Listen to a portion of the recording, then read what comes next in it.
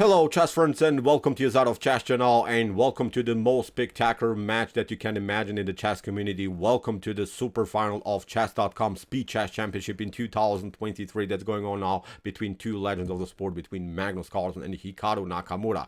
So this is the one. This is the match that everyone was waiting for, and I was also very excited that when I saw that these two guys are now battling it out in such a spectacular match again. And we have to say it, although we have to give credit and respect to other players, these two guys are simply the best players in fast time formats, and they're also the most popular players. So I think at least 1 million people are watching now this game somehow. Maybe they'll watch it today live, maybe tomorrow they'll analyze their game somehow at home. I think at least 1 million people are somehow connected to this match. In my opinion, really one of the most epic events that you can follow now in this year. So the rules of this super finals are like this. First, they have to play 19 minutes of 5+1 chess, so 5 minutes on the clock plus 1 second increment per move. Then they have to play 16 minutes of 3+1 chess, and then they have to play 30 minutes of 1+1 bullet chess, which is really a dynamic, really finals. Everything can go wrong, everything you can catch up. So even if you lose some games, maybe you have opportunities. And actually, Magnus Carlsen started with 5+1 chess in a good shape. He destroyed Hikaru Nakamura in a couple of games, but then Hikaru got back, and we're following now a very important moment of the super final. The finals is still going on. I'm going to try to cover as much as possible of these games, but we're starting now with an epic game that I think could change really the outcome of the super final. It was, in my opinion, even the best game so far. Let's see now what happened. The tempo of the game was 3+1, so 3 minutes on the clock plus 1 second increment per move. I'm not going to reveal you who won this game because, in my opinion, it was so spectacular. Look at this, what happens. We have even one player that played almost like the Stockfish engine here, so pay good attention. It's although as I said, it's a fast time format, still it's accurate, epic, brutal, sharp, tactical chess. So let's see now what happened with the white pieces. Magnus Carlsen opened with the move d4, knight to f6 by Hikaru, c4, e6, knight to f3, counter nimzo or anti-nimzo. We have b6 now it transposes into the queen's Indian defense, and now after move g3, we have now the move bishop to b7, bishop to g2, and now we have the so-called Capablanca variation of the queen's Indian defense with the move bishop to b4. Like in some ideas of the Nimzo Indian or of the Bogo Indian, we're trying to get very fast activities with our dark square bishop. Now basically you have two choices. You can play knight to d2, you can of course play knight to c3, you can have this choice to play with the knight, or you can cover of course with the bishop like Magnus did here. And what you do now, many things have been played. c5, a5, even retreating to e7 is an option which can transpose even into structures of the Catalan opening, if you're familiar with the structures of the Catalan. But now Hikaru plays the exchange variation with the move bishop to d2. How to take out now this bishop? Should we take with the knight? Should it take out with the queen? The correct way is to take out with the queen. If you take with the knight, then you don't have anymore the connection between the queen and the pawn. And actually black can hit the center with move c5.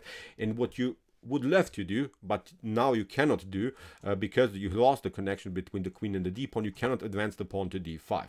Then after something like e takes d5, you could try this idea, but black is defending the d pawn very easily. Or at least you have to retreat again with your knight in order to somehow connect again the queen to the pawn. But it's simply long run. You lose many times. You lose precious tempi here in the opening stage. So in my opinion, not a good continuation. So that's why we have to play queen to d2. Now, for instance, if black hits the center with the move c5, this wasn't played in the game, but I wanted to show you why is it so important to take out with the queen. Now you play d5, and now after e takes d5, now knight to h4 is working. Now we have this tension on the diagonal, you cannot take it. Now after a couple more moves, we simply play knight to f5 or c takes d5, and here white is solid in my opinion. Black has also good chances, but this is the way they go then. So here that's why for queen to d2, Hikaru simply castled. Waited now Magnus to play the move knight to c3, and now he played knight to e4. After queen to d3, Hikaru took, knight takes c3, and we are still in the main theory here. Now here Magnus plays a beautiful counter attack sort of. He plays knight to g5, is of course threatening checkmate here immediately. If you pick up now first of all this piece, then of course also the bishop is hanging on b7, so it's not working. Then of course we'll also take out the knight, then also the rook is hanging, so this is not working. So in order to stay in the game, black has to play now the move knight to e4. We have knight takes e4, and what to do, I wanted to show you how really brutal sometimes this position can be, because if you play, maybe let's just imagine one bad move like the move a6, then you run into this same tactic, knight to g5, you have to play queen to g5, and then we hit the bishop here in b7. In this kind of, I don't know, middle game here, the bishop should be much better. The bishop controls the whole diagonal, and we have, I think, many great attacking opportunities. So that's why here after knight to e4 we have knight to c6 by Hikaru, Carlsen, and now f5. Here we have knight to c3, and now comes a very specific moment of the game. Now we see a theoretical novelty here by Hikaru Nakamura, which is really crazy, which is beautiful, and which shows how important really this match is, because probably Hikaru has somewhere this line prepared at home, and he waited maybe to play it here in a speed chess championship, not in a world chess championship, not maybe in even, I don't know, Vikings Tata Steel tournament or something. No, he waited maybe to show this beautiful novelty in a speed chess championship, because he wants, of course, to win his game against Magnus Carlsen. He plays now the beautiful f4 move. He advances the pawn, and now you see this a d7 e6 structure. Of course, it's not so good to have when you have the light square bishop on the board. In a potential endgame, you don't want to have many pawns on light squares, so that's why advancing the pawn on a dark square is a good choice. As I said, this move has never been played in chess history. At least I'm not seeing games in the database in this particular line. f4, really stunning. Now Magnus retreats to d2. Hikaru continues with the move queen to f6, and now Magnus, believe me or not, doesn't even react correctly. What Magnus should have played here, should have played simply queen to f4, trading off more pieces, because black has really powerful attack on this side of the board. After queen to f4, g takes f4, now you can of course take rook to f4, and now with e3 you have solved all of the positional problems. You kick away the rook, then you have maybe opportunities like d5, rook to d1 afterwards, and similar stuff. I think Hikaru would solve these tactical issues, these tactical problems of this particular position, but this is the way they go. Magnus played rook from a to d1, which is not good, which gave here Hikaru Nakamura the beautiful opportunity to get rid of these tensions of the light square bishop. Now after bishop to b7, knight to b7, here we have e3 by Magnus Carlsen, and now f3 by Hikaru Nakamura. And from this point on, I think it's so much easier to play this game with the black pieces than with the white pieces, because our plan, we know what we have to do here with the black pieces. We're trying to get the queen on h6, then we're trying to get it on h3, and we're trying to deliver a check on g2.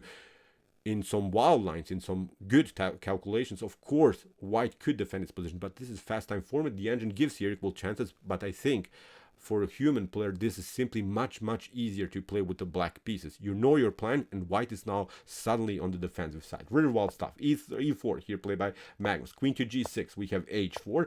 Knight to d6. Very interesting move. Hitting now the pawn on c4, and also trying somehow to include the knight further into the attack. And Magnus again doesn't react correctly, and this was now his crucial mistake. He played now the move queen to d3. The problem about this move queen to d3 is that you're not controlling anymore the f4 square. But even if you play b3 here, even if you protect this pawn somehow, then knight to e4, knight takes e4, queen to e4, rook to e1. Okay, maybe you survived. Then we play something, I don't know, king to h2. You can defend this position for a while, but black gained the pawn, and I think in a potential endgame, Hikaru would win this game again, especially because of the fact that black's position is easier to play. But after queen to d3, it's a different story. Hikaru gets the rook into the game. This is the way to go, and now he's threatening also rook to h4. Here, rook from f to e1 was played by Magnus. Hikaru, of course, includes now this other rook into the game. That's how you play attacking chess, including all of your pieces into the attack. We have rook to e3, and now comes a brilliant, spectacular move here by Hikaru Nakamura. He played the awesome knight to c4, sacking simply here the piece, deflecting the queen from the defense, and now Hikaru played rook to h4.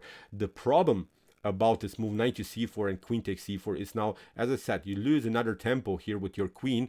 Now what black's pieces are playing in perfect harmony. Even if you play something, I don't know, if you play queen to f1, if you try somehow to get the queen into the defense, then rook to h6 is going to be played, and then you have to sacrifice the rook against the pawn here. If you don't react correctly, then queen to h5, queen to h1 is going to happen. You cannot, of course, compete on the h file with your queen, so you have to now sack here the piece, and of course, again, black is much better. But now after rook to h4, Magnus played now the move rook to d3, and here You can pause the video and try to see now the winning idea. After that move, Magnus Carlsen immediately resigned. Pause the video as I said and try to see now the winning idea here for black. What would you do now? Okay. Here Hikaru played a spectacular queen sacrifice with queen to g3. Really, really awesome move, and Magnus Carlsen immediately resigned because I think it's fair to resign. Let's see what happens if you take, then we push this pawn. You have to play here something like king to f1, and now after rook to h1 we promote the queen. The game is over here for white. This was the game. I think so far the best game in this Speed Chess Championship. After this game, I think things have changed because Magnus was really shocked with this game. I wanted to show you what are the current results. We have now 8.5 points against 5.5 points for Magnus Carlsen. So Hikaru is now leading with 3 points against Magnus, which is really, really crazy. Hikaru is in top shape. When I watch now this game, I think it's deserved because Hikaru is playing now more active chess, more aggressive chess.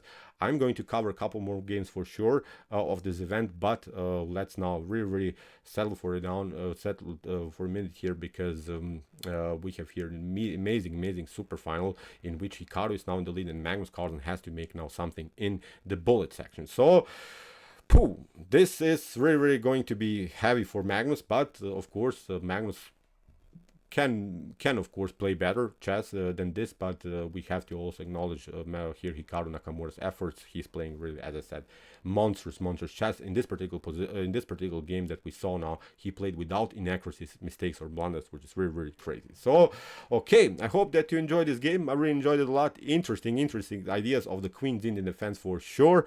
As I said, I'm going to cover a couple more games at the end of this evening. I'm going to also of course reveal the winner of the super final, but so far, as I said, Hikaru is in the lead and this is going to be a really an epic super final between two of them. So okay, if you like this content, don't forget to subscribe to my channel, and what do we say in the end? Chess is the best, of course.